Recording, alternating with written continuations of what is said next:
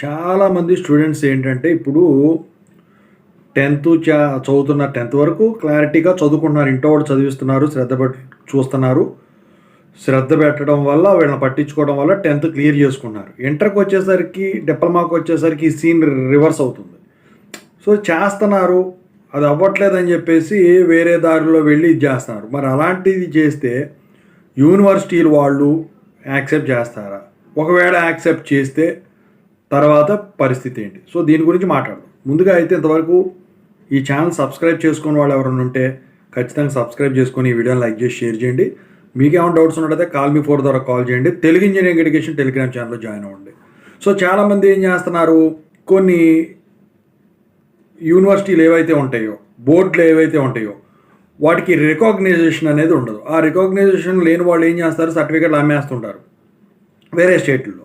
So అయిన తర్వాత ఏం చేస్తారు, అవి తీసుకొచ్చేసేసి ఇది అవ్వట్లేదు, బోర్డు రికగ్నైజ్డ్ ఉన్నాయి అవ్వట్లేదు అని చెప్పి తీసుకొచ్చేసేసి బీటెక్లకి, ఎంటెక్లకి ఇట్లాంటి వాటికి యూనివర్సిటీలకి అప్లై చేస్తూ ఉంటారు. సో కౌన్సిలింగ్ దగ్గర ఈ సర్టిఫికెట్స్ని యాక్సెప్ట్ చేయరు. ఒకవేళ కాలేజీలు వాళ్ళు మేనేజ్ చేసి ఈ సర్టిఫికెట్లు యాక్సెప్టెన్స్ ఇచ్చి సీటు కనుక ఇప్పించి కనుక చదువుకున్నట్టయితే మరి తర్వాత పరిస్థితి ఏంటి? తర్వాత పరిస్థితి ఎలా ఉంటుంది?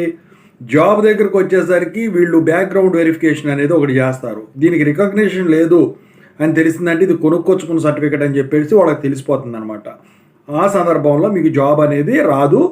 దీనివల్ల బ్యాడ్ ఎఫెక్ట్ ఏంటంటే ఇక్కడ డిసడ్వాంటేజ్ కూడా ఒకటి ఉంది.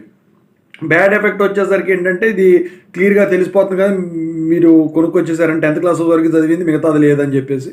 ఇక డిసడ్వాంటేజ్ ఏంటంటే మీరు స్పెండ్ చేసిన టైము, ఇప్పుడు ఇంటర్మీడియట్ టు డిప్లొమా అంటే తీసుకొస్తారు చదవకుండా, బీటెక్ వచ్చేసరికి బీఫార్మసీలు ఇవన్నీ వచ్చేప్పటికి చదువుకుంటారు కదా, టైం వేస్టే కదా అంతా 4 ఏళ్ళు.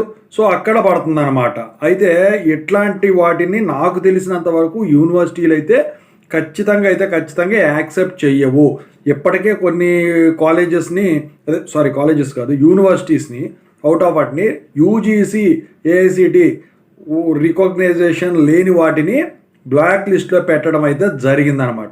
ఇట్లాంటివి ఏమైనా చేసినట్టయితే మీరు ఆపేసేయండి. ఒకవేళ కొంతమంది ఇప్పుడు ఇలా చెప్తున్నారు, ఇలా ఈ 10+2 ఈ డిప్లొమా ద్వారా ఒక చోట తీసుకుంటే వాళ్ళు సజెస్ట్ చేసిన కాలేజీల్లోని యూనివర్సిటీల్లోనే మనం ఈ బీటెక్లు అవన్నీ చేయాలి, అది long out of north side అని అనుకుంటే అది ఎందుకంటే వాళ్ళకి కాంటాక్ట్స్ ఉంటాయి కాబట్టి యాక్సెప్ట్ చేపిస్తారు. కానీ ప్రాబ్లం ఎక్కడ తెలుస్తుంది, మీరు ఇన్నేళ్ళు చదివిన తర్వాత మొత్తం పట్టుకుంటారు ఇక్కడ.